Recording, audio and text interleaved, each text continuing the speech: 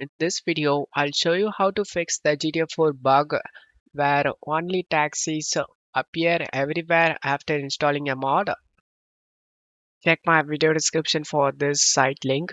Scroll down.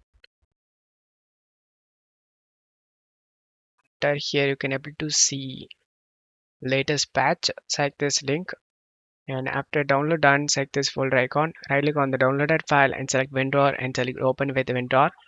Close stuff here. Right click on the game on the desktop and select open file location. Drag and drop these two files inside of a game folder.